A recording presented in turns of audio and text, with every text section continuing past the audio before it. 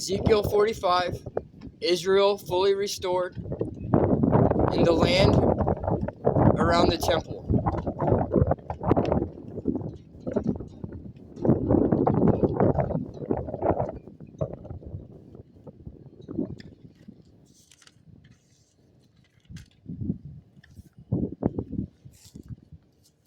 Division of the land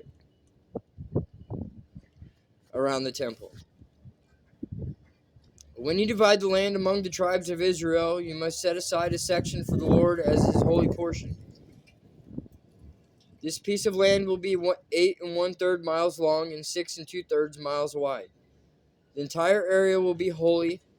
A section of this land measuring 875 feet by 875 feet will be set aside for the temple.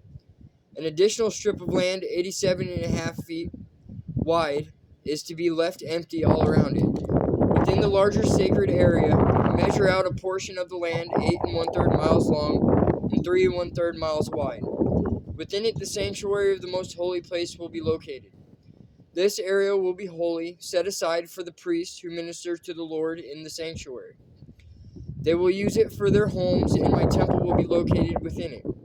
The strip of the sacred land next to it, also 8 1/3 miles long and 3 1/3 miles wide, will be a living area for the Levites who work at the temple. It will be their possession and a place for their towns. Adjacent to the larger sacred area will be a section of land 8 1/3 miles long and 1 2/3 miles wide. This will be set aside for a city where anyone in Israel can live.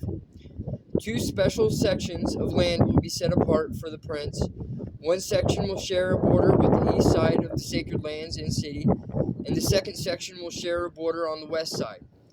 Then the far eastern and western borders of the prince's lands will line up with the eastern and western boundaries of the tribal areas. These sections of land will be the prince's allotment. Then my princes will no longer oppress and rob my people. They will assign the rest of the land to the people, giving an allotment to each tribe. Rules for the princes. For this is what the sovereign Lord says. Enough, you princes of Israel. Stop your violence and oppression and do what is just and right. Quit robbing and cheating my people out of their land. Stop expelling them from their homes, says the sovereign Lord. Use only honest weights and scales and honest measures, both dry and liquid. The homer will be your standard unit for measuring volume. The ephah and the beth will each measure 1/10 of a homer. The standard unit for weight will be the silver shekel. 1 shekel will consist of 20 cheras, and 60 shekels will be equal to 1 mina. Special offerings and celebrations. You must give the tax to the prince 1 bushel of wheat or barley for every 60 you harvest, 1% of your olive oil, and 1 sheep or goat for every 200 in your flock in Israel. These will be the grain offerings, burnt offerings, and peace offerings that will make atonement for the people who bring them, says the sovereign Lord. All the people of Israel must join in bringing these offerings to the prince. The prince will be required to provide offerings that are given at the religious festivals, the new moon celebrations, the Sabbath days, and all other similar occasions. He will provide the sin offerings, burnt offerings, grain offerings, liquid offerings, and peace offerings to purify the people of Israel, making them right with the Lord. This is what the sovereign Lord says. In early spring, on the first day of each new year, sacrifice a young bull with no defects to purify the temple. The priest will take blood from this sin offering and put it on the doorposts of the temple, the 4 corners of the upper ledge of the altar, and the gate posts at the entrance to the inner courtyard. Do this also on the 7th day of the new year for anyone who has sinned through error or ignorance. In this way you will purify the temple. On the 14th day of the first month you must celebrate the Passover. This festival will last for 7 days. Now the Passover was the same celebration that Jesus was celebrating before his death, which is the same time that we should be doing communion each year, the breaking of the bread and the drinking of the wine.